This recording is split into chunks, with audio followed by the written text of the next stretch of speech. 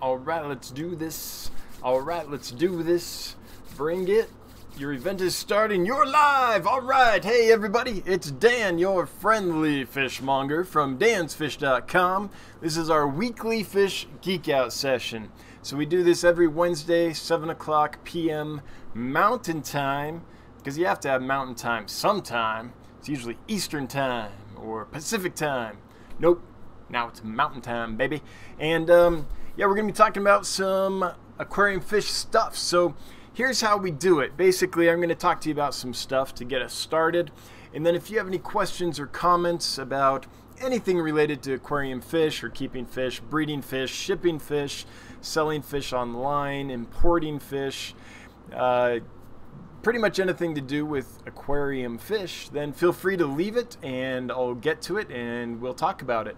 In order for me to see your question or comment, if you would kindly make it at Dan's Fish, that's the @ symbol, then just start typing Dan's Fish. It'll populate. You'll see Dan's Fish appear in a little box, select it, and then type your comment. And that way I'll see it and I'll be able to jump right to it, like Reels did. No, I was 19th, says Reel, and I see that because he made it at Dan's Fish. So that's how we do it here. Have some cool stuff to tell you about today. I am excited about the fish I got in this week, and I'm looking forward to what's coming in next week. At least I hope is coming in next week. So I can't wait to tell you all about that. Also, some fish that I've been trying to get ready to sell for a long time, but have had a lot of problems. Some of those are finally getting ready to go. So I'm excited to tell you about that as well. Yeah, so with that, let me say hi to some folks. Angela Turner, who was first. That's what happens when you're 42 minutes early. Hot on her heels was Reel's Tanks. Hey, y'all. Hope Fry-nado is going well, Reel. I saw Michael Wilson, saw Bathy Phila, and Robert P. Hey, everybody. John Deerer. Glad the swordtails are doing well. By the way, anyone that's thinking of getting the cauliflower hyphen red-eyed red albino swordtails, what a mouthful, be aware they are jumpers. So have a lid and keep the lid shut, keep it tight, because for some reason, unlike almost any other swordtail I've had, these guys like to jump. So, but John, I'm glad yours are doing well. And Glenn Norton, hey, good to see you. Lumpy Dog, hey Lumpy, glad you made it. And Bob Kaler, all right, we got our two mods here, keeping stuff down. Candy's probably in Corey's stream, and Pam, 54 Punchy, is working. So with that, let's get to it. I'm going to talk about some stuff, and then I'll get to your questions and comments that you leave below. So I want to show you some cool stuff I got in. The first thing is those loaches that are on the thumbnail for this live stream.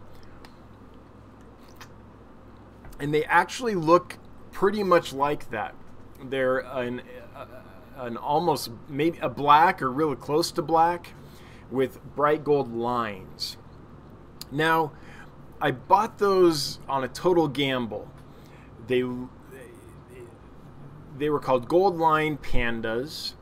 I was like, well, not quite sure what that is, but I could tell from the supplier and from the location that they were coming from that they were probably some kind of panda loach. So what they appear to be is either very closely related to the panda loach or the same species as the panda loach, just a different location or color variation of them.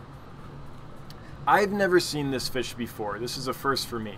I've seen the panda loach and they're awesome, but that's pretty much, as you know, a black and white kind of spotted loach, big bold blotches of black and white.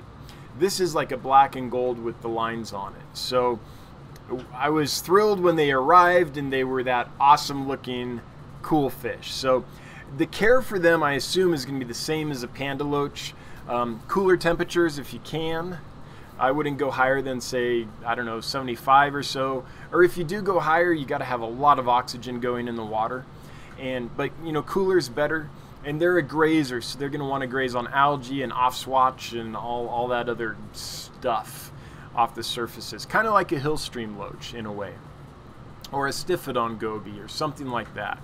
They kind of have that kind of thing going on. So that's how I'm going to keep them. But again, I'm not sure if they're the same species and just a different population perhaps, or if they're a new species, but I think closely related. But yeah, when those came, I was so glad, because sometimes I make these gambles and I order something and I'm like, I think this is probably this, but I'm not 100% sure, because the names suppliers use are sometimes really funny. And sometimes stuff comes in and I'm like, oh man, that's not what I wanted at all. So I was glad when these showed up. There's another cool fish I got in that I don't have a picture of for you because I can't find it online. It's called a, what is it? Let me just double check. Yeah, it's called the blue belly goby. And I'm familiar with the blue belly goby from like Indonesia, or maybe it's Malaysia. I don't know exactly where, but that part of the world. These are different. These come from China. And I can't find any information on them. I'm not sure exactly what they are. They're a cool little goby, and they haven't quite colored up yet or anything, but I'm excited to see what those turn into. And I would share a picture with you, but they're still in the acclimation tank. They're under quarantine, and I just haven't got a good picture. And there are no pictures online because this is a fish I've never seen before, never heard of before. There's probably goby geeks out there that are like, yeah, that's this, you know, but I'm not that person. So for me, they're a completely new fish. So I'm really excited to see what those end up being. Apart from that, let me go over the list with you. So got some of these in. Pseudomugil signifer, a beautiful little blue eye rainbow fish. Like these guys a lot. They came in, haven't lost a one. They're looking great. I'm really excited about this next one. This is a Pelvicachromis, and I think that it's Humilis. I think it's this guy that came in. So these came out of West Africa, came out of, I believe they were Nigeria. I'd have to check the country again. And I got 20 of them, and they appear to be doing really well.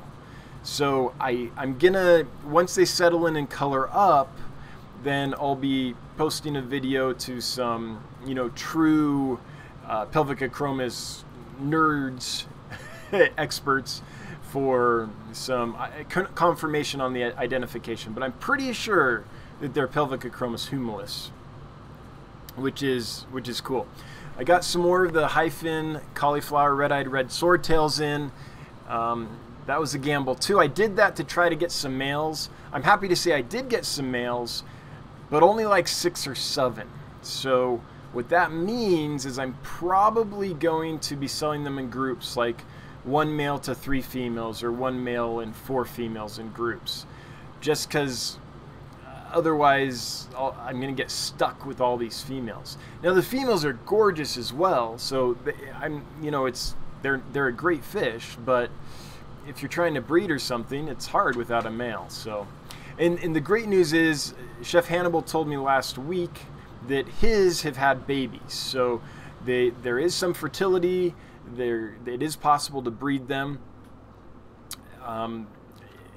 They're tricky though. If they weren't, they would already be established, right? If they were just a simple fish to breed and raise, then they'd be all over because they're gorgeous. But obviously they're a little bit tricky. But Chef Hannibal was able to do it. If I remember right, it was Chef Hannibal from last week. Let's see here. What else did we get in? Oh yeah, the other one that we got in is this one, which we all know and love. This is the Pandagara.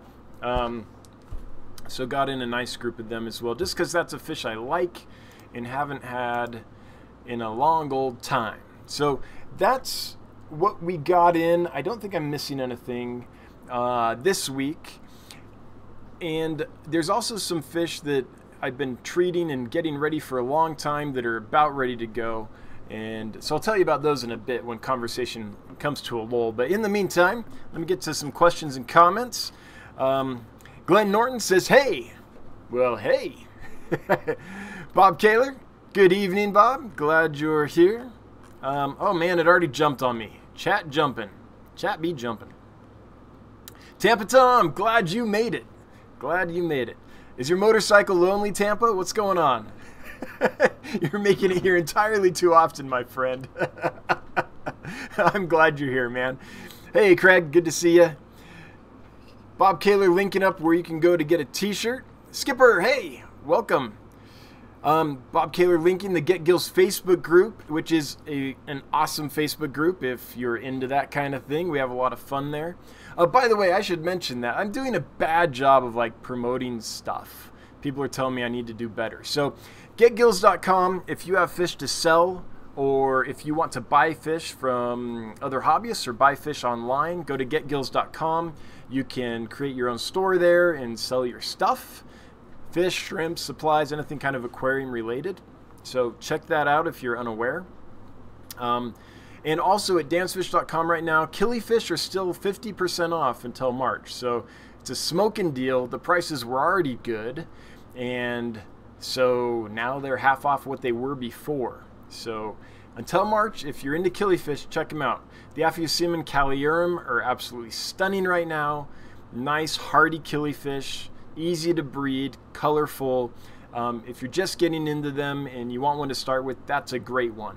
Aphyosemium australe is another great one. Fundulopanchax gardneri. The Aphyosemium caliurum, which I have a ton of available, are in that same kind of ease category and kind of beautiful color category. Dolly Vigil, still looking for female threadfin rainbows for you. Have not forgotten. Hey, did I miss the new fish? Just tuning in. You did. I just went over it, so on the replay you can get it. But yeah, some cool stuff. Some really cool stuff. Some stuff that I don't know. I don't know if they're even around. Like, I might be the only one that even has some of these, as far as I know, because I've never seen them or heard of them before. So that's pretty exciting for me. Skipper's Aquariums. Dan's Fish, are you going to have to breed the swordtails? So I wanted to. I've decided not to. And I'll tell you why. There's so many people that are wanting them that I feel like if I distribute them, some folks are really capable breeders and they're going to be able to breed those and take care of that. So I would like to, but my tank space is really limited. I know I have a really kind of large, fish room. Technically it's a store. It's a licensed retail store, and people do come in and like buy fish and stuff. But the issue is that it takes me 3 to 5 tanks to really breed any given species in enough quantity to be meaningful. And demand has grown at dansfish.com to the point that I could take 5 tanks and raise these, and probably several months to get a big group raised up and get a colony going and all that stuff. Or I can use those tanks, bring fish in, get them all healthy and stuff, and send them back out. And so think of it like a restaurant in this kind of fish business. In a restaurant, let's say you have a restaurant and there's 10 tables, just little restaurant, hole in the wall, right? Say it's the lunch rush. And if you have people come in to your 10 tables and they're all full, that's great. And let's say the lunch rush is about 2 hours. If they all stay there for 2 hours, you have a problem, because all the money you made, all the capacity you have, is those people at those tables. Let's say each table seats 5 people. Okay, you had 50 people during the lunch rush. Let's say each person paid, I don't know, $10. You made $500. I know this isn't real economics, but okay, this is the example, right? Okay, let's say though, 50 people came in, the 10 tables were full, they ate, they left, you cleaned the tables.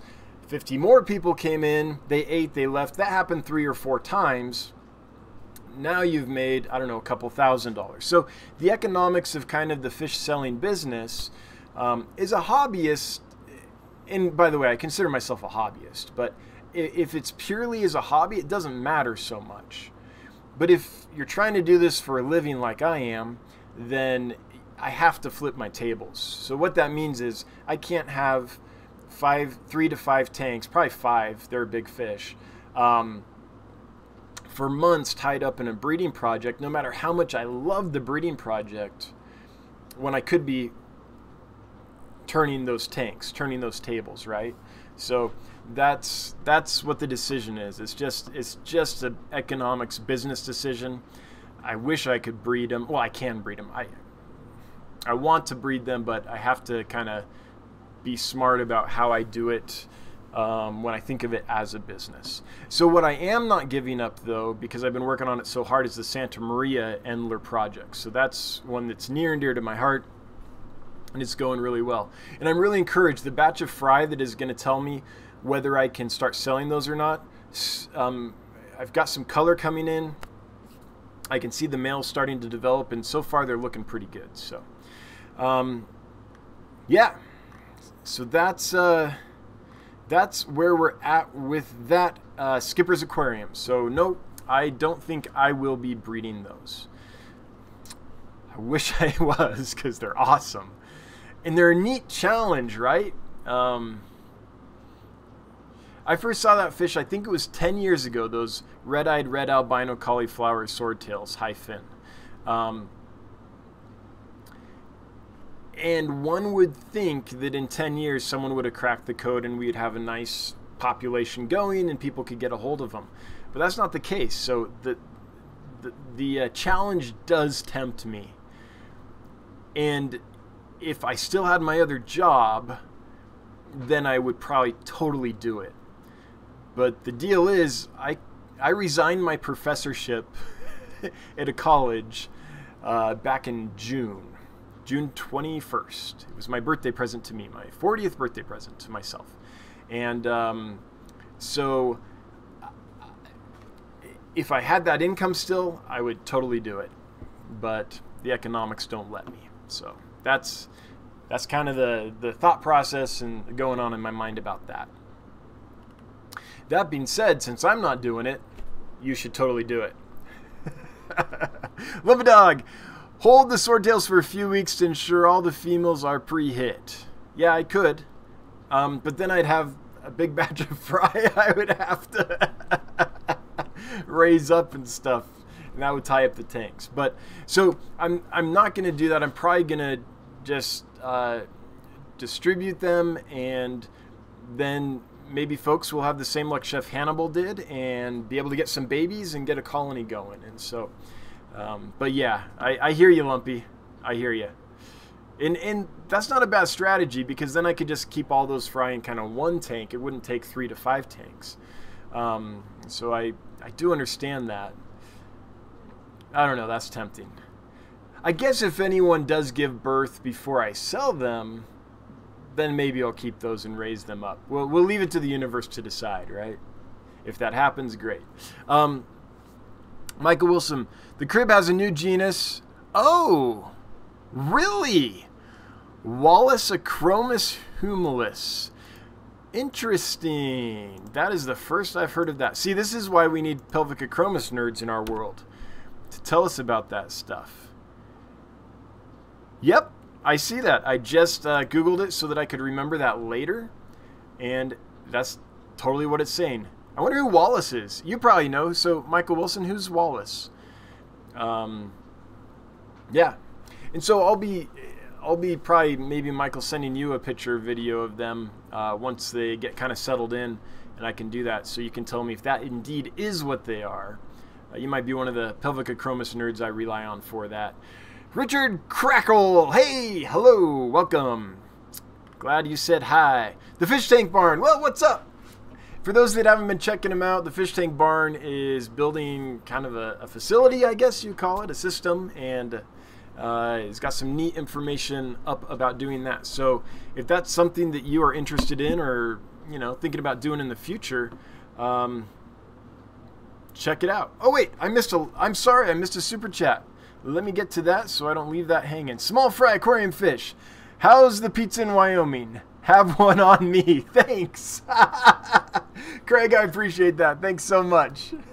That was an easy one to answer. So, there's good pizza and horrible pizza. So, coming from Los Angeles, there was lots of different pizza there, right? Now, I know you folks in Chicago and New York right now are going to be like, Los Angeles doesn't have real pizza. Like, I get it, I get it, I get it, but there were lots of options in Los Angeles. In Wyoming, the first pizza place I went to here, we went to, and, you know, we're thinking pizza. How do you screw that up? They found a way. Like, it was so bad. Oh, it was gross. It was like doughy, kind of raw crust with, like, the sauce was like the consistency of, like, snot. It was just, they managed to destroy pizza. Like, how do you do that? So that was my first experience with Wyoming pizza. Not good. I've only been back to that place, I think, twice when friends had, like, birthday parties or, like, get-togethers, and they happened to be holding them there. So that's the only time I went back. I don't think I've eaten any other pizza there, though.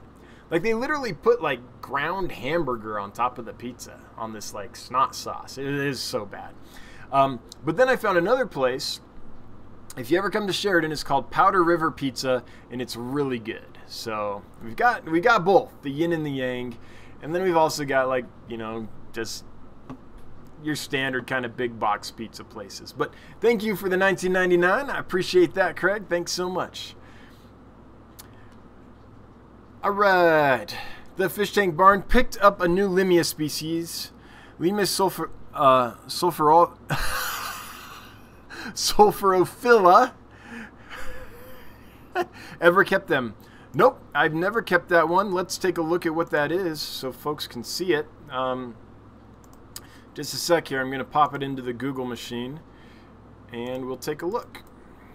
I'm guessing bright yellow. That's my guess. Okay, here's what it is. So it must be this one. It must be because of that yellow spot down here. This yellow sulfurous spot, maybe? Is that the gravid spot on the female? It's like yellow. Yeah, that's cool. Cool fish. Nice score, man. Where did you find those? That seems like that would be a hard one to find, I would think. But good for you, Fish Tank Barn. Hopefully they're as easy as any of the other Limias. Most of them, for me, have proven to be as easy as, like, platies to breed. So I hope you have good luck with them. Never kept them. I don't even know if I've ever seen them in, like, a friend's fish room or anything. So I don't know the first thing about them. How about you? Like, how do you set them up? What do you know about them? How they doing? Dolly Vigil, the new rainbow fish that you just showed that starts with the pseudomugil. Do you know what the max size their reach is? They look cool, like they had a suit of armor. Yeah, so the signifer is going to max out at, I would guess, around 2 inches, maybe less. So they're kind of like pseudomugil fricata, the forktail blue eye, or pseudomugil tenalis. So that same thing, just a small little, 2 inches would be pretty good size for those guys. They might be able to get a tiny bit bigger than 2 inches, but most of them that you'll see are probably going to be actually under 2 inches. And I'd have to dig in and see if it's a more dwarf species. Some of the little pseudomugils, like Gertrude, if those get an inch, they're pretty big. They're really nano fish. But my guess is 2 inches on these would be a big one.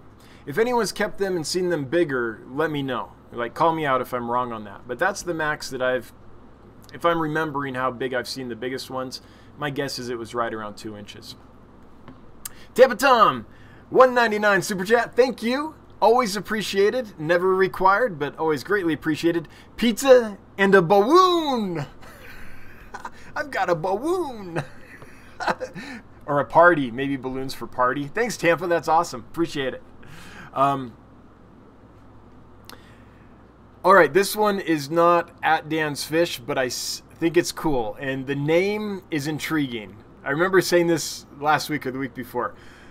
Hobbit Habits / Bree or Bri made my first aquabid purchase today. Super excited to pick up these albino longfin pepper cories. Well, good, awesome. I hope they do well for you, and good for you, the world of online fish buying. It's exciting.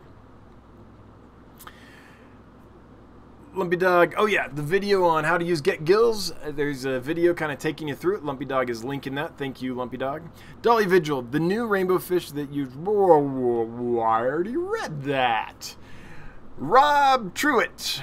Any experience or tips raising gourami fry, feeding infusoria 3 to 5 times daily, opaline gouramis? I haven't bred opalines, but I've bred gouramis, and yeah, that's the challenge, right? It's this tiny little fry. My best tip is, for me, the easiest way to feed those guys is to get a tank and get a ton of life in it, but nothing that will eat tiny little fry. So get blackworms in there, get snails in there, maybe caridina shrimp in there, stuff like that. A bunch of plants, and then feed like a chunk of vegetables. Like take a piece of pumpkin, like a square of pumpkin, freeze it so that the cells kind of get weakened, so it becomes kind of, it's not exactly mushy, but really easy for stuff to eat, and it breaks down quicker. Stab it with a fork and stick it in there. All the stuff will kind of go to that and start eating that. When that's done, get a different kind of vegetable or fruit, apples, whatever. Same thing, stick a fork in it. Sometimes freezing it is great because it makes it easier for them to eat. Sometimes you can boil it a little bit, zucchini, all that stuff. Stick it in there. And what you're trying to do basically... Oh, and by the way, this is a tank you treat like a normal fish tank in most ways. It has a sponge filter in it. You do water changes on it, all that stuff. Okay? Maybe the bottom gets grungy, though, because you can't siphon the bottom as well because, you know, you've got a bunch of critters down there. But you keep it as kind of like a fish tank. Plants in there are great. A light on there for them, all that. The reason you're doing this is all that kind of vegetable and fruit matter, you want to keep that in there consistently. So as soon as it's almost gone, get a new piece and stick it on and stick it in there. What's going to happen is you're going to get a bloom of like cloudy water in there.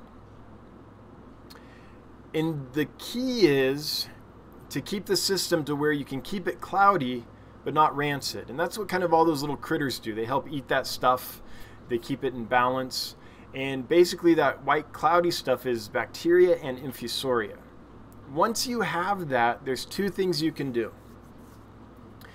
You can, if you change the water kind of not super frequently, then you can get a really dense cloud in there, and you can just scoop water out of that tank and put it into the rearing tank with your gourami fry, and just keep that in there so that the gourami fry tank is just a tiny bit cloudy, but not like super, super cloudy.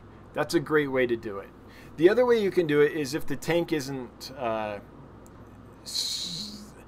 super, super cloudy, you can put the gourami fry right in there, and they can just raise up in there. So those are the two, I think, kind of easiest ways to do it. You can do the like sterile little raising container, like little plastic shoebox or something, or a small aquarium. You can do that, and that does work, but it's a lot more effort, and you won't have as, in my experience, won't have as high a survival rate. So that's what I would do. Either in the rearing tank, dip out the soup and put it in there, or if the soup isn't so thick that the fry are going to die because they're deprived of oxygen, basically, then you can put the fry right in the soup, that other aquarium. I think those are kind of the most labor-free ways to do it. There are other ways you can do it, but those are kind of the things that I think are not as labor-intensive, and you get a high survival rate because those fry are constantly surrounded with food. So that's what I would consider doing. Either way you do it, I wouldn't do it until that tank is really established, so you aren't getting ammonia spikes, even though it's like full of like life and full of infusoria and probably bacteria. It's still stable, right? You aren't getting spikes of ammonia or nitrite. And it takes a little while for it to reach that equilibrium. And that's where the plants come in. Like floating water sprite really helps with that. Or if you're doing the rearing tank, it's best to rear them in a very well-established tank for the same reason. You can feed them really heavily and hopefully avoid those spikes. So that's my best advice on raising really tiny little stuff like gourami fry.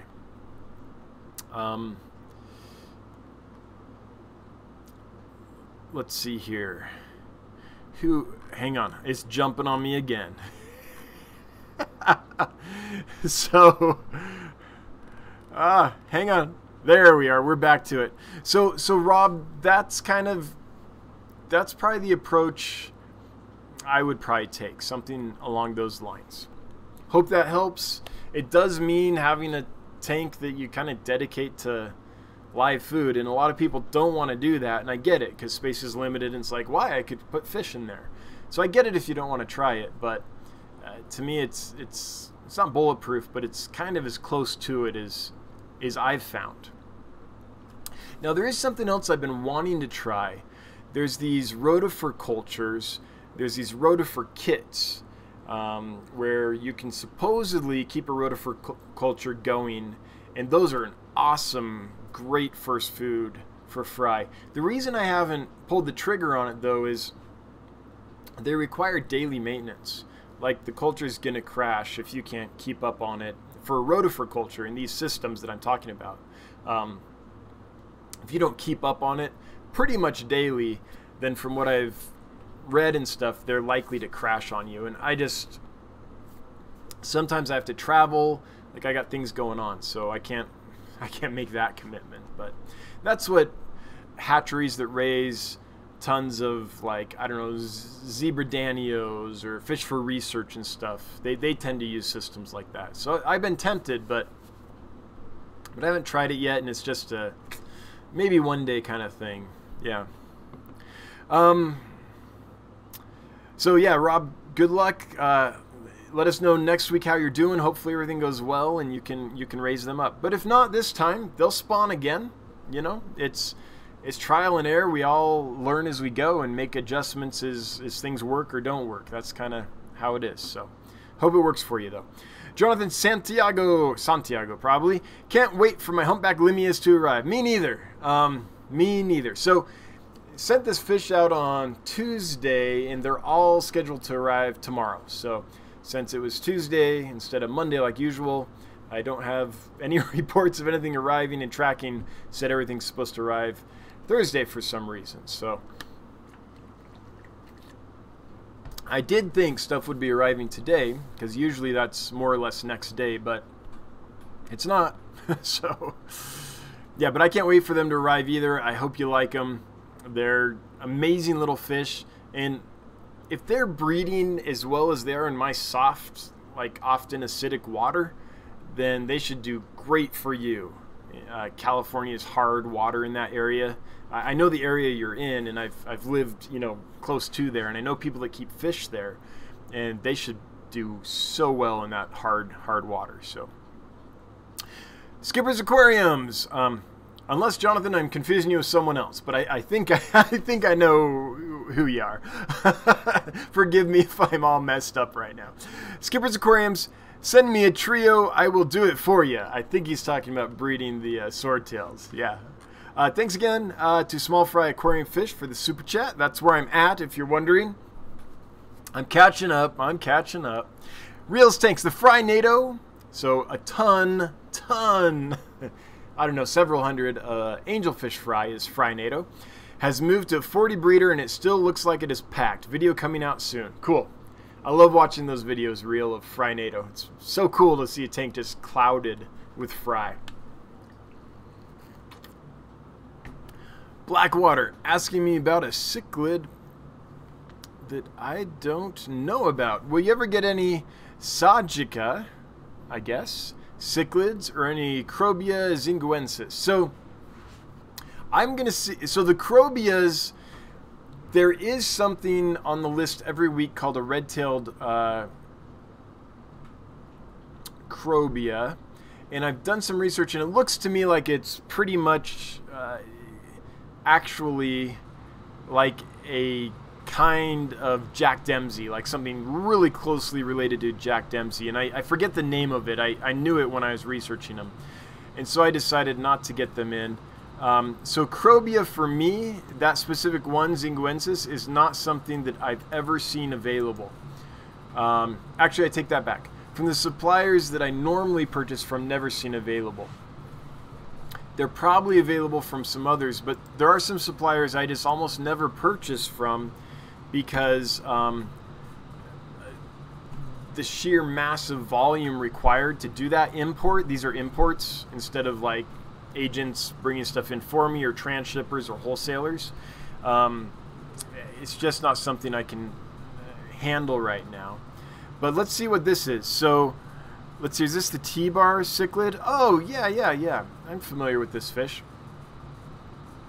So these are what we're talking about, I believe, blackwater.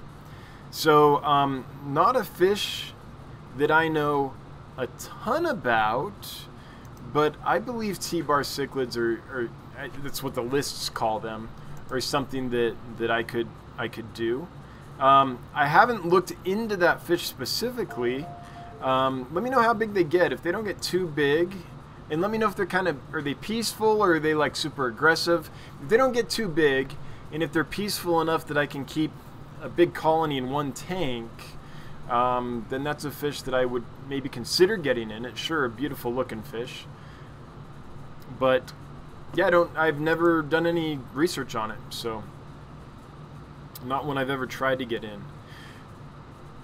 Slippery Fish Aquatics. Can't wait for the killifish. Me neither. They're looking amazing. If you didn't see it yet, I just put out a video. I caught a couple males sparring, and that's up on YouTube. It's a short video. They were sparring, got the camera, got a few seconds of footage, and then of course they noticed the camera and just like stopped. So, but it kind of shows you what they look like now. They've really colored up.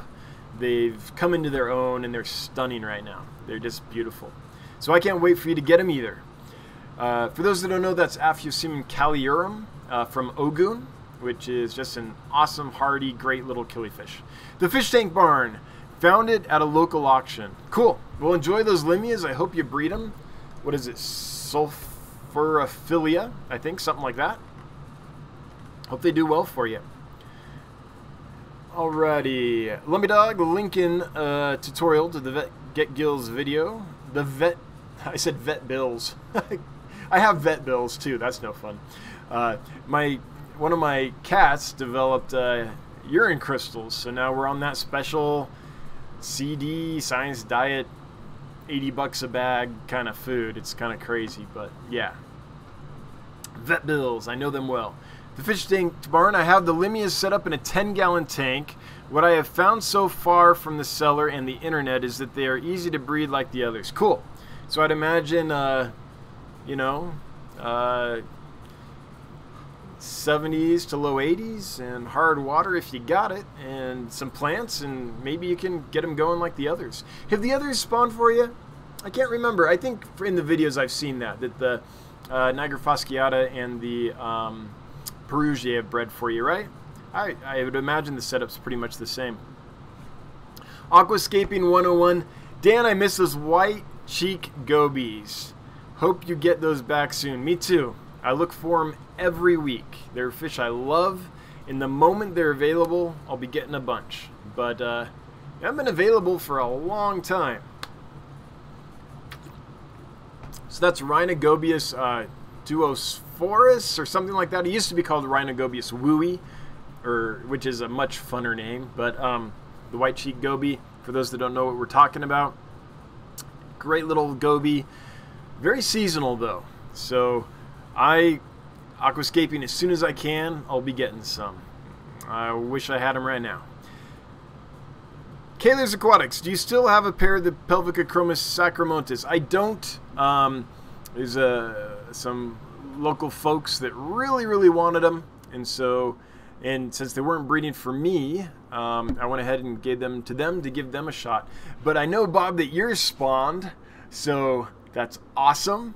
So these are Pelvicachromis sacramontis, or wait, Sacramonte, I think the S is silent on the end, you said, Bob, something like that.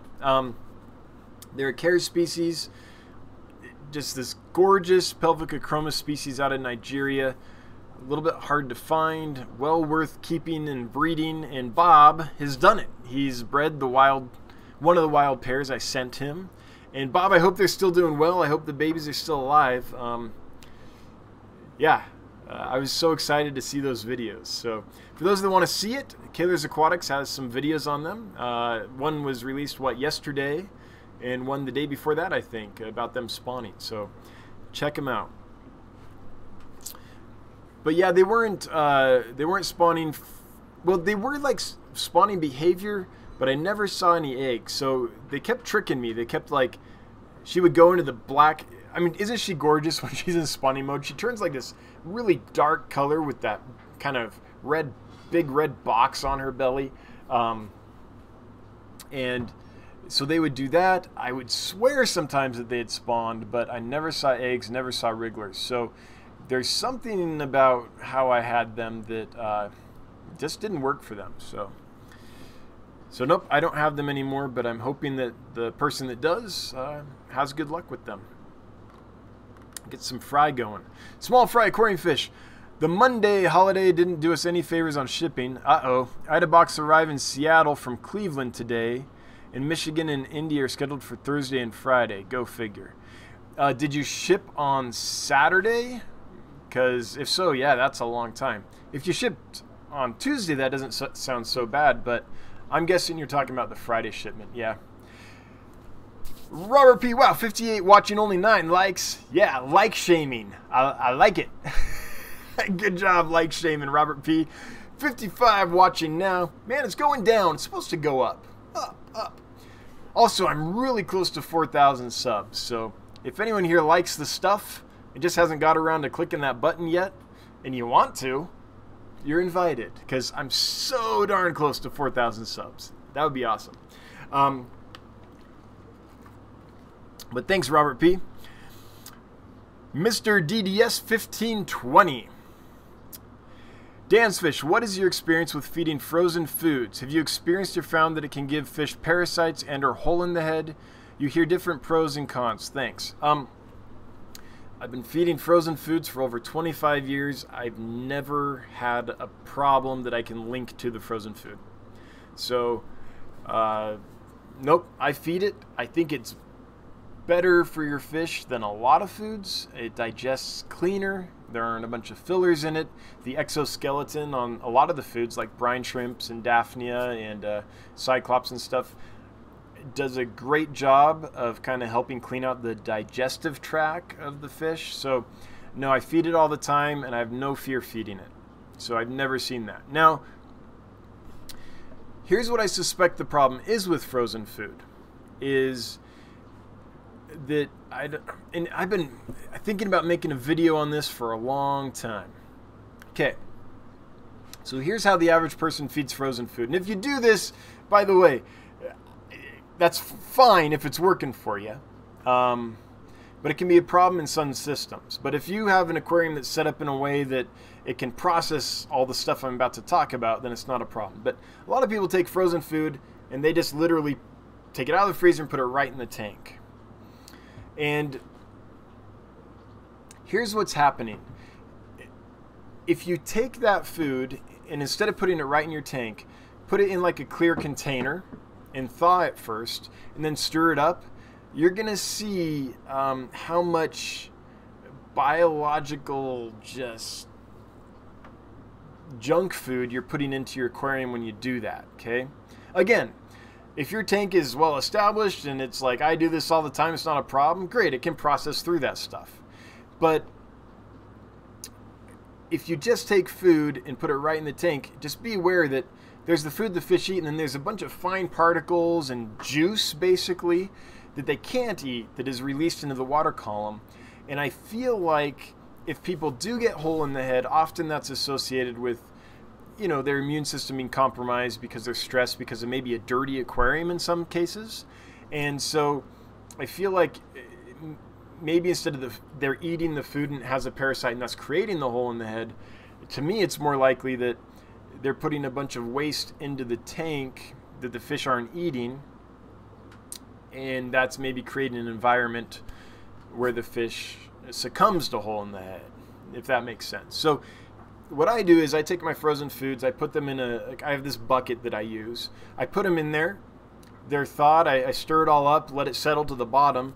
Then I pour it off, and I do that a few times until the water kind of runs clear. So I'm not adding a bunch of just waste, basically, into my aquariums.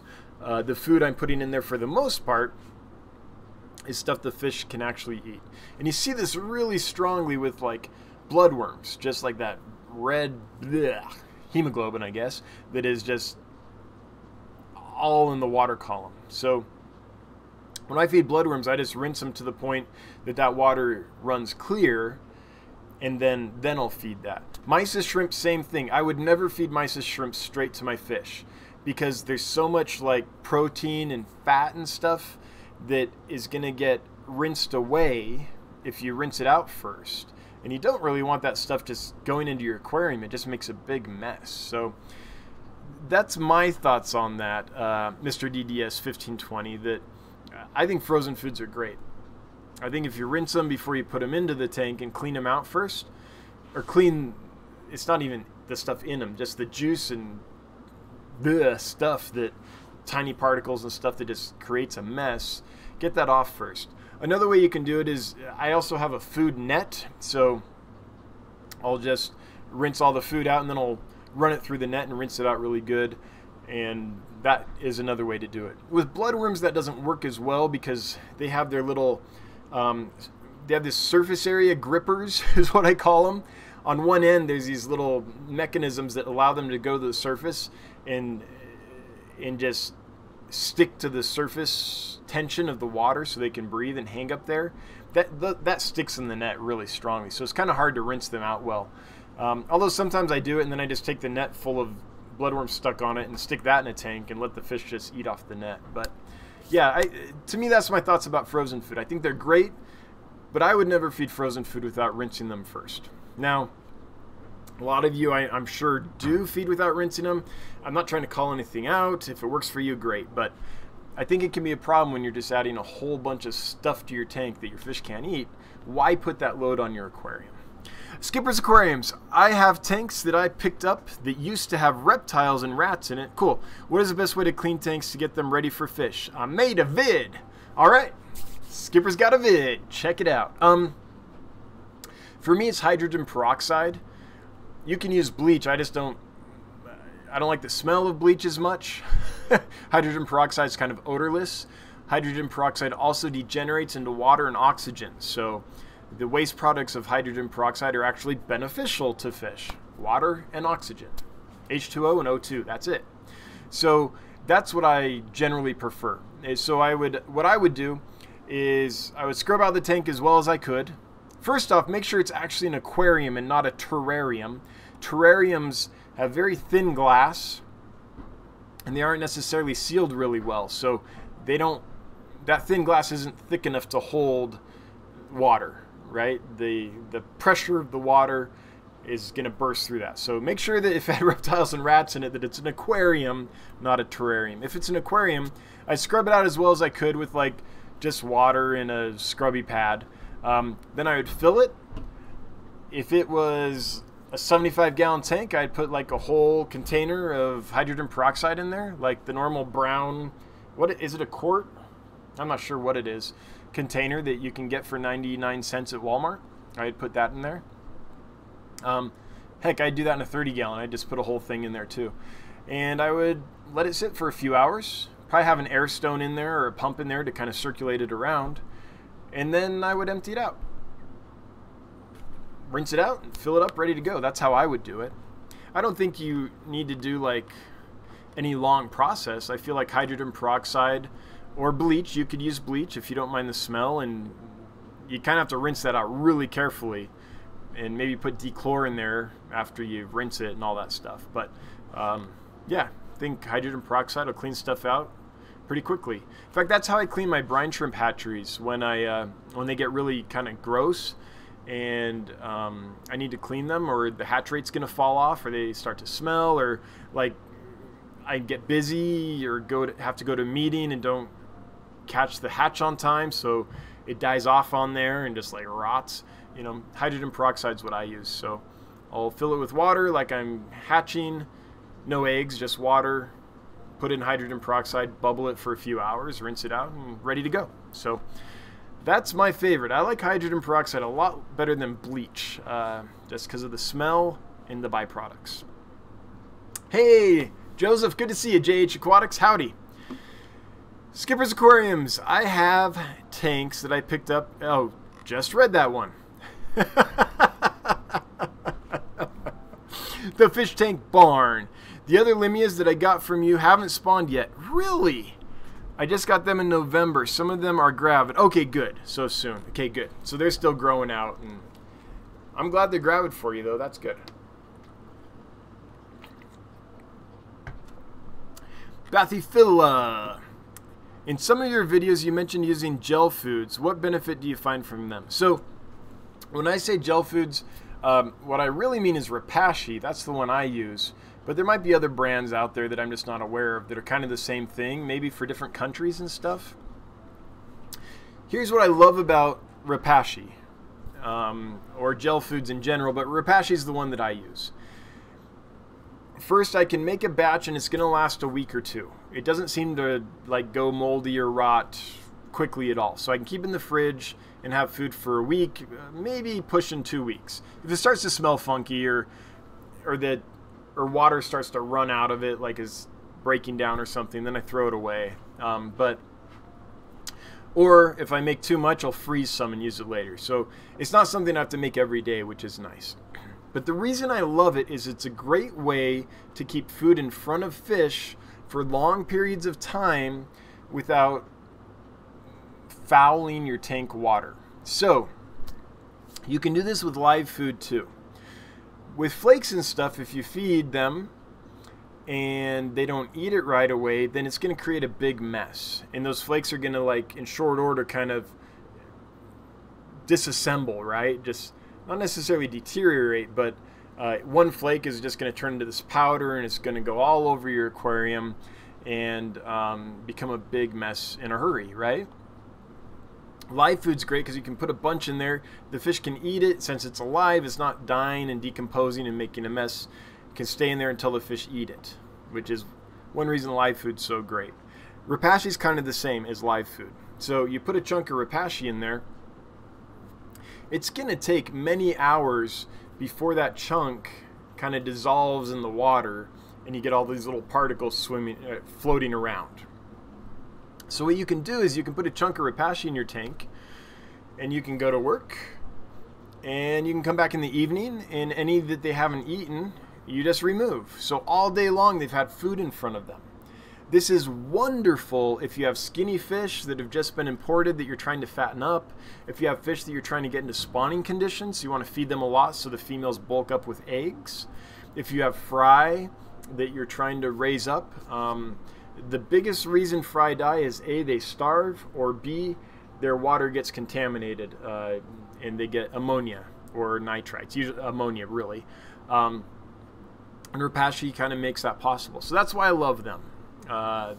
Gel foods allow me to keep food in front of fish while minimizing the possibility that they're going to create some kind of like ammonia spike in the aquarium. So you just have to remove any uneaten Repashy before it breaks down. But again, that takes many hours. So that's why I like it.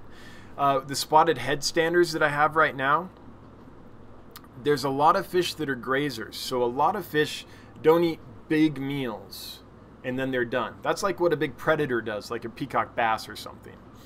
But a lot of fish, like spotted head standers, or a lot of the little grazing gobies, like the Stiphodons or some of the loaches and stuff, they're grazers. They eat small little meals all day long. So with my spotted head standers, the reason I'm having success with them is I can put a bunch of Repashy in there, and they can kind of pick at it all day long at their leisure. They don't have to like eat one big meal or a couple big meals and then be okay the rest of the day. That fish is not designed like that. And as they settle in and are learning what captive foods are, and you know, going through that kind of stressful period of adjusting to captivity and the foods we feed and all that, then Repashy is super helpful because it allows me to keep food in front of them and they can just kind of graze on it. So the Stiphodons love it, headstanders love it. It's great for fish that can be difficult to feed because they're grazers. So that's why I love them. Yeah. Mr. DDS, thanks for the info. Yes, I follow the method you described. I do feed flakes and pellets. Oh yeah, I do too. But also alternate the second feeding with frozen bloodworms, beef heart, and shrimp to my swords. Thanks. That's awesome. Yeah, good. And the nice thing about the flakes and pellets is they'll have some vegetable matter in them probably, which helps the swords. Swords do a lot better if they have a good amount of vegetable matter in their diet. And so, me too, I don't feed frozen exclusively. I usually feed it, I don't know, maybe once a day, sometimes every other day. Flakes and pellets are great because they have vitamins. They're kind of coated in vitamins. So I use them mainly to make sure the fish are getting the vitamins and minerals. And then I use the frozen foods and the live foods to kind of make sure that they're getting enough protein and stuff. And then the Repashy I use just to make sure they're not going hungry in between, if that makes sense. So yeah, Mr. DDS 1520 sounds like that's great. Skipper's Aquariums, thank you. Well, you're welcome. 55 watching. Hey, everyone's still with us. 56. Yeah! We gained one. Welcome, whoever just joined us. And all you lurkers out there, by the way, I feel you. I lurk all the time. Total respect. For those that aren't lurking and want active chat, if you're new here or you've forgotten, the way to get me to respond to your comment is to make it at Dan's Fish. What happens if you do that is it highlights for me so I know you want me to talk to you. And so when that happens, I'll go right to your comment and read it. If you don't do that, then I assume you're just talking among yourselves, and I'll miss your comment. So if I'm not responding to your comment, it's most likely because it's not at Dan's Fish, so it's not highlighting for me, so I'm not seeing it. It's not that I'm trying to ignore you, I promise. So the at symbol, no space, just the at symbol, and start typing immediately Dan's Fish. You'll see it populate, select that, then go ahead and type your question or comment for me, and it'll highlight for me, and so I'll know, hey, this person wants me to respond, and I will. I bring that up because I just saw Francisco Cuellar saying, getting discus anytime soon. I don't have any plans to do that. I was really tempted the other day. There were some awesome discus at a price that made sense from a supplier that I have some confidence in. And I almost did it. But here's the problem, is I just don't keep my fish room warm enough. So like I have some cooler water catfish right now. I have cooler water gobies and garas and loaches. I'm toying with the idea of getting some bitterlings in, things like that. And so a lot of the fish I keep just don't like it hot. And I'm a guy that keeps the fish room at a temperature. I don't heat my tanks individually. I keep this room warm. And the tanks are just the temperature of the room, or like a couple degrees less because of evaporated. You know, they evaporate a bit and that cools them. But so since I'm not heating all the tanks individually, I can't really get discus because I don't have any tanks that are consistently warm enough to keep them happy. So that's why I'm not doing that. One day, I'll get my dream warehouse, and there'll be a big section that is kept at like 85, 84 degrees, and I'll do discus and rams and a lot of the plecos, and you know, there's a lot of fish that like it hot like that. Some of the pup fish, some of the Aphanius, which are different killifish that I really like. Love that. Then I'll get discus again. Then there'll be another section that's like, I don't know, 75 degrees or so for your normal fish. And then there'll be a section that's kept at like 68 or so for your cooler water stuff. So one day I'll have that. But until I raise $250,000, I won't.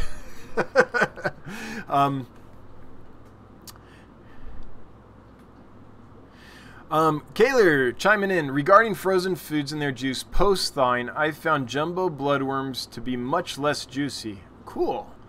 And more intact solid once thawed. Hikari does them too at the same cost. That's good to know. By the way, not all live foods are, or not all frozen foods are made equal. And I'm not sponsored to say this or anything, but in my experience, Hikari in general is the cleanest, both for bloodworms and for brine shrimp. Which are the ones I generally feed. And my favorite mysis is PE mysis, Piscean energetics, because it's a freshwater mysis. They're collecting them out of these lakes they shouldn't be in, these cold glacier lakes in Canada. And so they're actually doing the environment a service by harvesting all these invasive shrimp out of this lake where the shrimp don't belong. So I like that. And also, since they're a freshwater mysis and I have freshwater fish, I don't know. It's probably not that important, but I don't know. Makes sense to me. So that's why I do that. But Hikari in general, I think, does a pretty bang-up job when it comes to their frozen foods. Now, I've used San Francisco Bay brand as well. I still use it, but it takes a lot more rinsing. I have some in the freezer right now, but it takes quite a bit more rinsing. But I got it on sale, so I got a bunch. But yeah, Bob, that's good to know. The big jumbo bloodworms are less messy. Okay. Bob Kaylor linking up. Want to buy or sell fish? Here you go to the Get Gills catalog. If you have fish to buy, if you have fish to sell, or you want to browse some fish and possibly buy some, getgills.com is a place where you, yes you, can list your fish for sale. Or you can browse fish that other people have listed for sale. So check it out. Hey, I got... Woo-wee! Thanks, Bob. Kaylor's Aquatics, $25 for the warehouse fund. No more professor. Thanks, Bob. I appreciate that. I'm actually working on plans for that warehouse. Right now, it's just a dream in the back of my mind, but I don't know. I have a way of making things that I want to do happen, so maybe it'll happen someday. Here's ideally what it would do. And I haven't researched this at all yet, but ideally, there's a local creek here that has just beautiful water. Like trout are in it. The water source is like, I can see it from my house. The mountain it comes off of, I can see it. It's not going through a bunch of urban areas and collecting a bunch of runoff and things like that. It's pretty pristine water. So my idea is, if I can find a spot close enough to that creek, and if I can get the requisite permits to make this happen, I haven't researched it that deeply yet. What I'd love to do is take water from there, pump it into the facility, and use that kind of creek water as the basis for the facility. I think that would be awesome. So, yep. So kind of like half from there and half from a well, because the well water tends to be hard. So that would be for like live bearers and African cichlids, like Rift Lake cichlids and stuff, and then the soft water for all the other stuff. So I don't know. I've got plans right now. It's just a dream, but I don't know. We'll see. We'll see.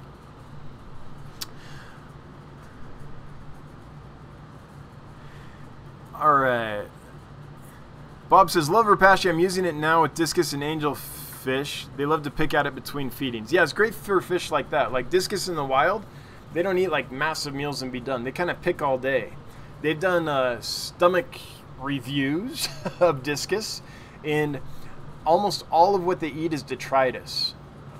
They're just kind of picking at algae and muck and stuff, and every now and then they get lucky and find a little organism and eat it. They very rarely are eating big meaty foods like we tend to feed in the aquarium. So Rapashi is great for them because they can kind of graze on it all day long. Yeah, I agree. Let me dog. That's why snails are so awesome for aquariums. Leftover food doesn't spoil or foul water. Shrimp can do the same in tanks that support them. Yeah, absolutely. I agree. I think any particles and stuff, absolutely. The kind of juice, though, from frozen food, I don't know if anything eats that because it's suspended in the water column. So maybe bacteria eat it, but that might actually be a problem. But yeah, I agree. Snails, shrimp, any little critters like that, I love them. I like tanks to be alive. Terry's tropical fish How is gel food different than any other prepared food? It sits there. If they eat it, cool. If not, you remove it. That's true for other foods. Yeah, but the difference is this. It's a lot easier to remove a chunk of rapashi that you put in if it's not eaten, because you just reach in and remove it. It's really hard to find all the little pellets or all the little flakes you put in, and they fell to the bottom, and now maybe they're stuck in the gravel and stuff. You can't find that. I mean, maybe you get some of it out when you gravel vac, but you're probably not gravel vacuuming daily. The other thing is, those pellets and flakes tend to, like the rapashi stays as a lump for a long time. The pellets and flakes will start breaking apart and turning into like tiny little particles a lot quicker than the rapashi, and then it's almost impossible to, you can't just reach in and remove that. That gets caught in your filter, which is what your filter is supposed to do, but then it just increases the amount of waste that your aquarium has to, the biological food that your aquarium has to process. So it causes a lot more ammonia, I think, than rapashi. So that's the difference. The rapashi is just easier to remove if it's not eaten. Or, like, I don't think most people would put in flakes, say, and then put in enough that the fish could graze on them all day long, right? That would create a problem eventually. You get a lot of pollution going. Whereas rapashi, you can put in a chunk big enough for several hours, and because it stays together so well as a unit, because it's a gel, you don't have those issues. So to me, Terry's tropical tanks, that's the difference. Now, there are people that will feed, like they have a tank full of small fish, they'll feed a few big pellets, and the fish will kind of graze on those. Usually they're long time floating pellets. And then if the fish don't graze, they can take a net and scoop them out. So there are some other things that you can do that with. But again, those pellets I think are going to turn into particulate matter a lot quicker than rapashi will. So for me, that's the difference, Terry. Bathyphila, Lumpy Dog, have either of you used rapashi in tanks with snails? Yeah, they love it. It seems like they would just mob it and prevent the fish from grazing on it after a few minutes. That can be true. If you have a ton of snails in there, then yes, that can absolutely happen. So, yes.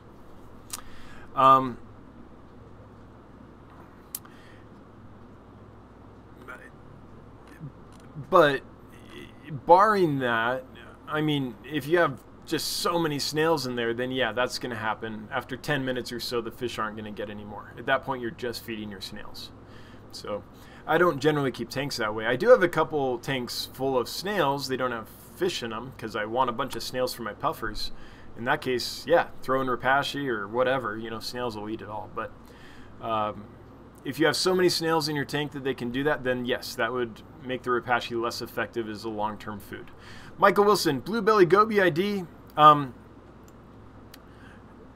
Let's see here. Lentipus IKEA IKEA or something like that. Well, let's see. Where's that one from? It just depends. I think that's the one from Singapore or Indonesia. Yeah, I don't think that's the same one. Yeah, that's not. So that is the Blue Belly Goby that I'm familiar with. The one I have now is completely different than that, as far as I can tell. It originates in China, and it's a very different species, very different patterns. But the reason I'm kind of like saying as far as I can tell is because they're still new, they're in quarantine. Gobies can change their color and patterns so much as they settle in or put on spawning dress and stuff that I'm not exactly sure what they're going to look like in a little while. But just the fact that they're from China makes me think that they're not that fish. Unless, like, is there anyone here that tells me where it's from? Unless that one is from China, but I think that's the Indonesian species. Yeah, that one's from Indonesia. So no, I don't think that's the fish. I think it's a different fish. I can get that fish frequently, like pretty much every week. The Blue Belly Goby from Indonesia is available. This one from China, it's not very available, and so I was like, well, I'm going to try it while I can get it, and it seems to be a different fish. Yep.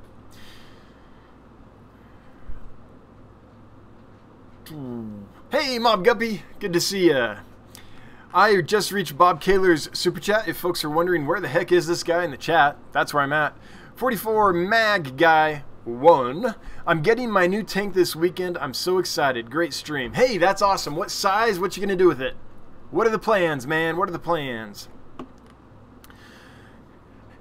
Lumpy Dog, new getgills.com idea. Want ads. Yeah, I mean, wish lists are great. So that is something to consider, to get on the list.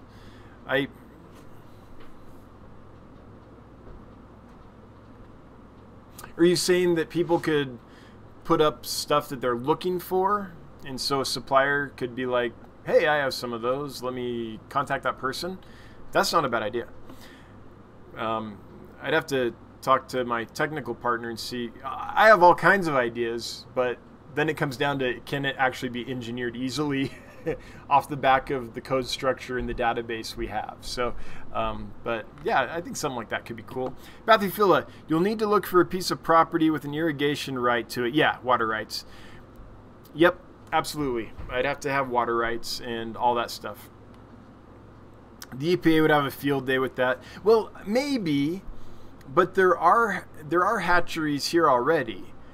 They just raise like trout and game fish. So I don't know. I mean, so it's so early. Like, I don't know if this is possible or not. But my thought is bring it in, run it through the tanks, then run it through like a charcoal system or something to kind of purify it, and then run it back out to the creek. So it's taking water in, going through the tanks, being purified, and going right back out. So that's kind of how I see it working, but I haven't done any more than be like, hey, if I could make that work, that would be cool. Like, that's all we're at. So yeah, the EPA might be like, that cannot work. I don't know.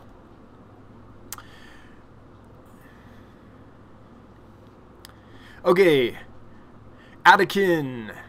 Do you know of any treatment that will eliminate ostracoda copepods from a fish tank? Yes, Dimilin X. This stuff is amazing.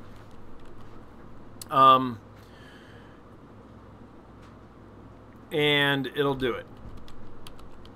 In fact, this is what I use, like if I have a tank where a scud population gets out of control. Let me just show you this stuff. Dimilin. Yeah, here you go. This is what I use. A tiny bit of Dimilin is gonna last you forever. I think it takes 1/4 of a teaspoon to treat 100 gallons. And yeah, so that'll last you forever. What Dimilin does is it prevents the organism from shedding properly. So anything with an exoskeleton, like a keratin kind of exoskeleton, will be basically killed by Dimilin because it won't be able to molt properly. That's how it works. So it's great for that kind of stuff.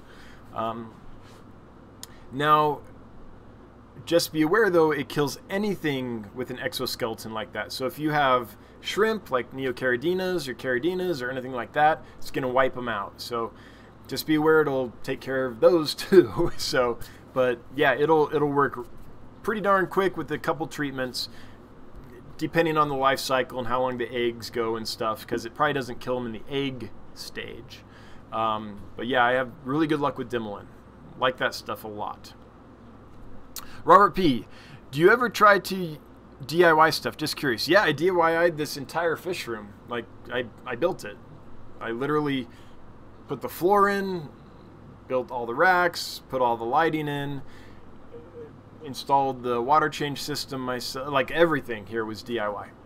The only thing in here that wasn't really DIY was, like, I don't know, the tanks themselves, the sponge filters, you know, some other stuff. But in general, I do. Now, my DIY is a little different, though. I'm a guy that likes a bare tank with a sponge filter and a box filter. Like, That's it. So I don't get crazy trying to like build my own canister filters or big like I don't know, like overtank sumps or, you know, anything like that.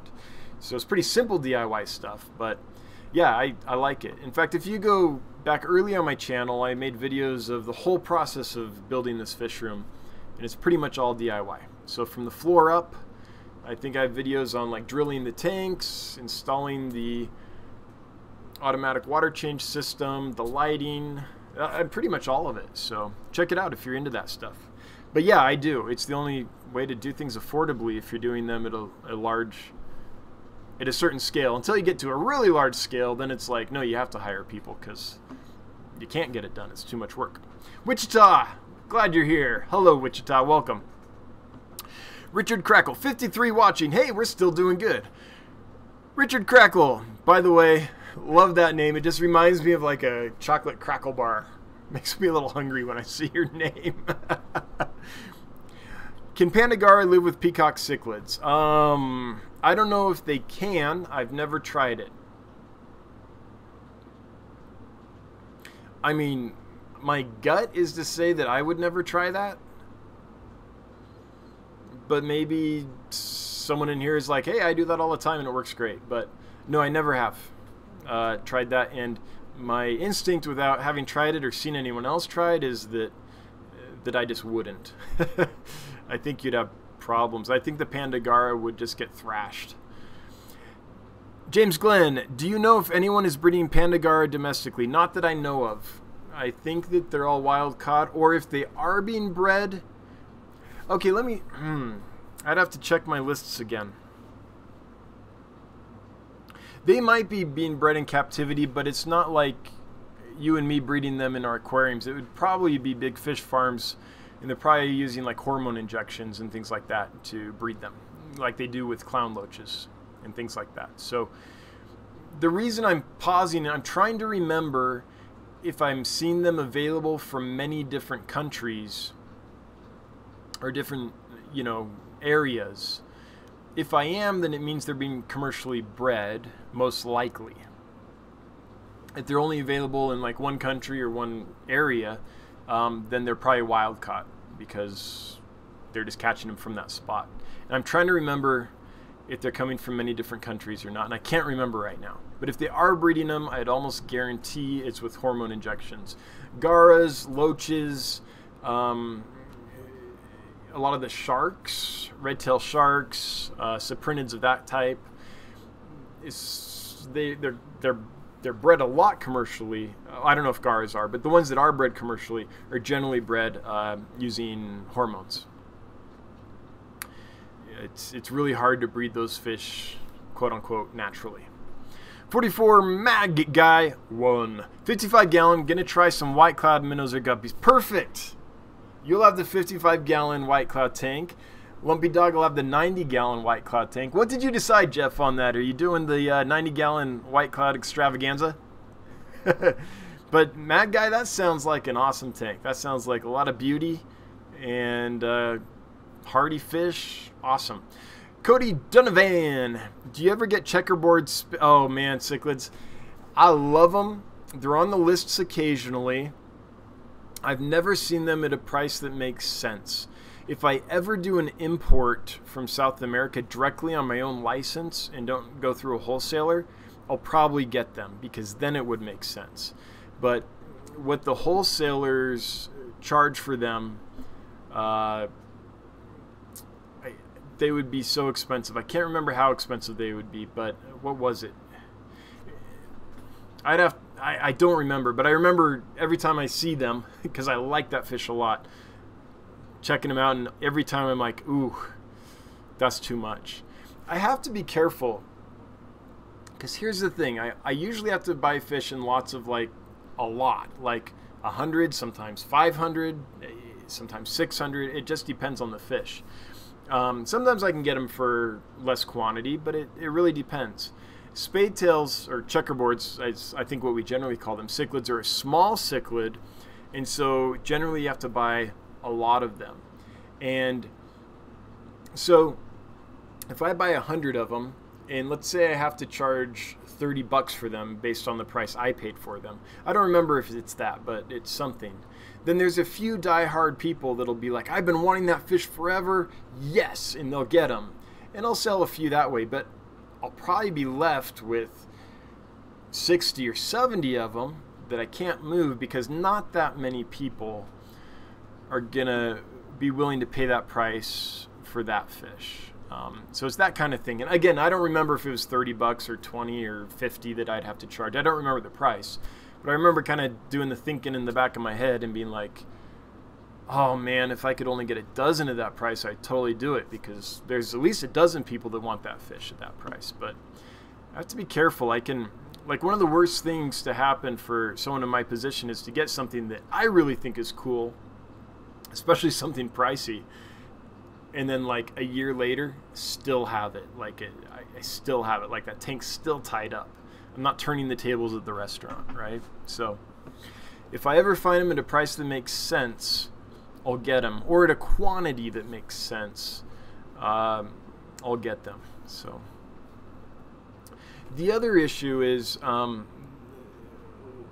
sometimes, so some of the suppliers are from areas with pretty soft water, and that's what I tend to go with. There's a few suppliers that live in areas with super hard water, and if I have to, I'll get fish from them, but it's a lot harder to get fish to adjust from hard water to soft water. That's difficult. It's a lot easier to get fish to adjust from soft water to hard water. So if I ever did get that fish, I'd hopefully find it from a soft water source, because I have soft water, and at a price and quantity that made sense. That's kind of the issues there. 52 watching, lost a few. Aww. That's all right. We've been going a while, so I'm not too surprised. So Cody, I'm sorry. That's a fish that I look for every week because I really like it.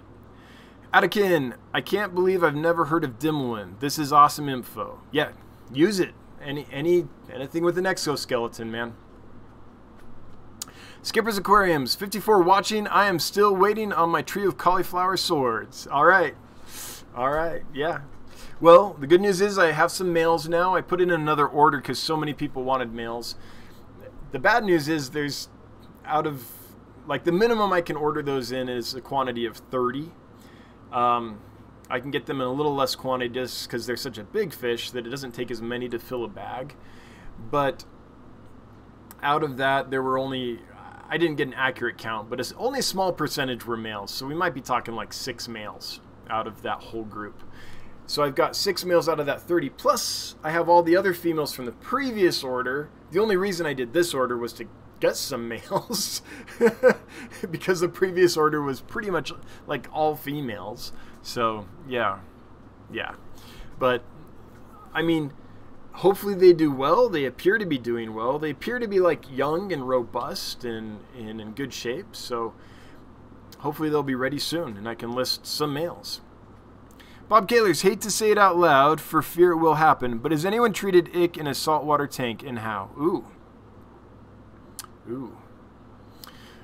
Not I. I've never done it in saltwater. Yeah, can't help you with that one, man. Hopefully someone else can. Oh, cool. Looks like Bathyphila had some ideas. All right, great. Well, since I can't help you with that, I'll be moving on. I will be watching JW Aquariums. I have some nice gold barbs that dither from my Fahaka. I'm afraid she is ready to promote them to her menu soon. So time to take them out. Yeah. 44 Mag Guy 1. Thanks. You're welcome. All right, we've reached the bottom of the chat. We've been going for an hour and 24 minutes, so we'll shut it down here pretty soon. If anyone here has a question or comment they want me to get to, like tonight before we end, post it now, make it at Dan's Fish. I'll see it, I'll respond, because in a couple minutes here, we're going to start kind of wrapping things up.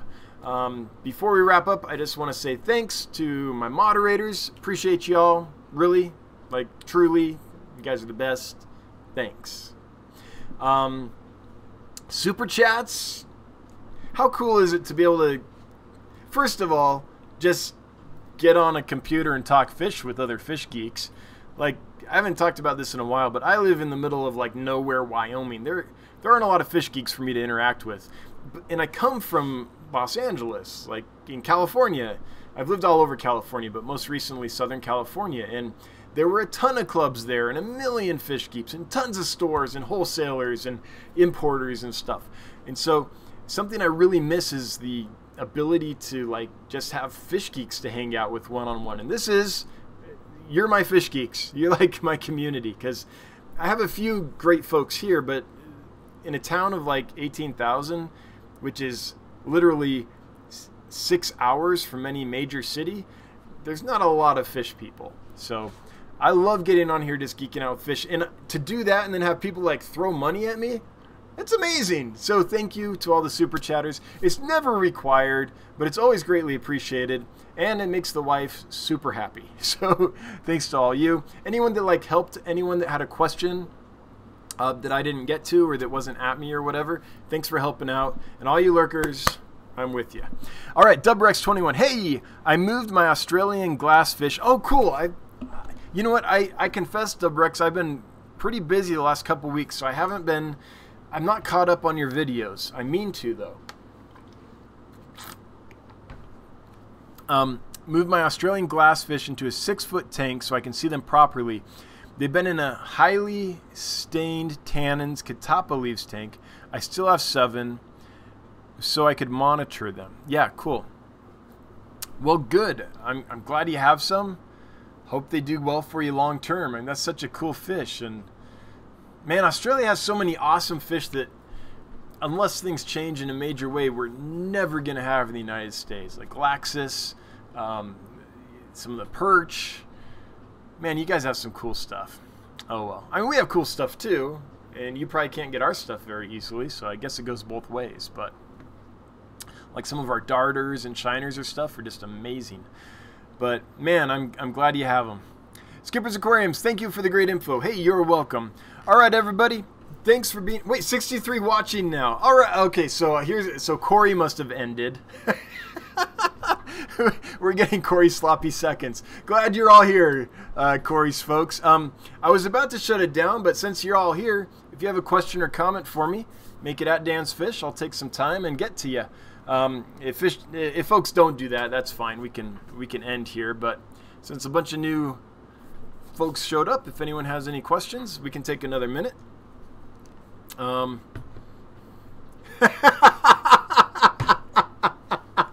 Candy, hey, I'm no sloppy second. Candy, glad you made it. Glad you made it. Hope you're doing well. Please give my best to the family. All right. Everyone's saying hi. Well, thanks for coming, folks. You've reached the end, but check it out. It was a pretty good stream. Talked about some cool stuff we got in, and some of it you probably have never seen before. I got some stuff in that I've never seen before. We talked about it earlier in the stream, like those loaches on the thumbnail. They're fantastic. Like they're really, really great. So might be worth watching the replay, which we'll get to in just a second.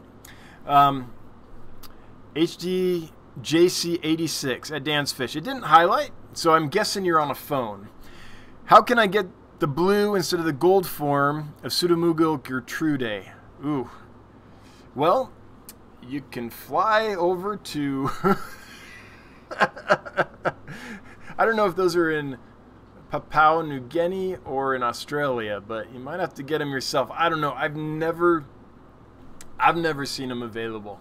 If anyone here has a source, let's help HDJC86 out and let them know. But I personally have only really seen the gold form. I think it's the RO2 population is the one that's most prevalent around.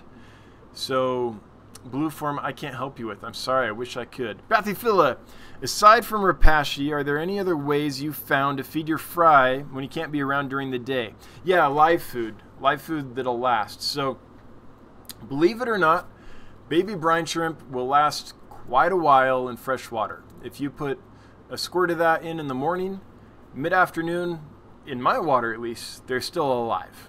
So that can do it. Same thing with microworms and vinegar eels. Vinegar eels will last a few days in fresh water. So you can do it with Repashy for some fish. Some baby fish really won't eat anything but live food though, or won't eat anything but live food at first sometimes. So it just depends on how strong their predator drive is. Some of them are dedicated predators and it's movement that triggers them. Some are like, I don't know, like Corey's, or like, I don't know, we're just like browsing through everything, and anything that is edible kind of we swallow. So it just depends. But yeah, live food works. Careless Aquatics, you put, he will see your comment. Yeah, if you put @DansFish, the @ symbol, no space, then start typing Dan's Fish, then Devin, I'll see your comment. But let me scroll up and see. Candy is a co-op employee. Dan, can you believe it? That's crazy cool. Okay, so was there a reveal? Was there a reveal during the live stream? Did I miss something, Candy? I mean, I've had an inkling, but yeah. Has there been an announcement or something? Aquarium Maniac. Okay, so if you have a question or comment for me, the easiest way to get me to see it and respond is make it @DansFish. So type the @ symbol and then start typing Dan's Fish without a space between the @ symbol and the Dan's Fish. It'll highlight, select it, and then it'll be something I see and get right to. So if I'm not getting your question or comment, it's just because it's not highlighting for me and I'm not seeing it. But let's see here. James Glenn, thanks Dan. I always enjoy your live stream. Well, thanks for being here. Okay. Hang on, where was it? Do angelfish eat blackworms? Asks Aquarium Maniac. Yes. They love them. Be careful though, you don't want to bloat your angelfish. So feed them, but I wouldn't feed exclusively blackworms. And if you fed blackworms, say in the morning, then in the evening I would feed like some brine shrimp or something that's got some fiber to it that can kind of help clean them out. So they'll absolutely love blackworms, and they'll gorge on them. And I feed mine blackworms. I just don't do it all the time because I don't want them to bloat. That being said, there's probably someone in here that has fed their angelfish nothing but blackworms for like 3 years and has the biggest, healthiest angelfish ever. But it's just something I worry about. Cichlids23, hey, good to see you. I'll rewatch the beginning, but what was your favorite fish that you got this week? Oh, that's hard. Oh man, I got a lot of cool stuff. So I got some Wallaceachromis humulus, which I just found out is a new genus. It used to be Pelvicachromis humulus. So cool cichlid from West Africa. I think the best surprise though was those gold line loaches, the thumbnail picture for this live stream. And the reason is because when I ordered them, I wasn't sure exactly what I was ordering. It was a bit of a gamble. But I'm glad I did order them because what showed up is a stunning, amazing, great little fish. I'm just excited about them. So I'm going to go with that just because it was such a cool surprise. Every now and then I do a gamble like that. Sometimes what I get, I'm just like, oh man. Like the other day I ordered something called, what was it? Like a yellow panchax or something. And I knew it might be a golden wonder, but I was hoping it was something different. No. It's just an expensive golden wonder. It's just another name for golden wonder killies. So now I like golden wonders; they're cool fish. But what I was hoping for was a wild form of Aplochilus lineatus instead of the gold morph. But you know, you don't win them all. But every now and then you gamble and it pays off. You're gonna have to pay mods overtime for this stream. Well, Lumpy Candy's here now, so go have your coffee break. Killers Aquatics, I saw Candy refer to the co-op as we. I'm on the payroll for a few weeks now. Cool. Cool. That's awesome. Yeah, I kind of figured. I kind of figured, Candy, but good. I'm glad it's all official and announced now. All right. 59 watching. Oh, I hate to end it, but I think we've kind of reached the end. We've been going for over an hour and a half here, so I'm going to go ahead and shut it down. Anyone that didn't catch the rest of the stream, it's probably worth a replay. If you haven't liked or subscribed or hit the notification bell or any of that schmaz we're always asking you to do, and you're so inclined, then I invite you to do so. Killifish at dansfish.com are all half off until March. So if you like killifish or you've been thinking about getting into them, great prices until March. Every killifish at dansfish.com is 50% off until March. Good deal. And if you have fish to sell, check out getgills.com. It's a great place to list your fish for sale. Or if you're looking to buy some fish, check it out. See what other folks have for sale. Anyway, thanks everybody. Candy, glad you got here. Everyone that just showed up, thanks for being here. But I was about to shut it down when you showed up. And I'm going to go tuck my kids in for night time. So thanks again, everybody. We'll be back next Wednesday, 7 p.m. Mountain Time, like every week. Bye-bye.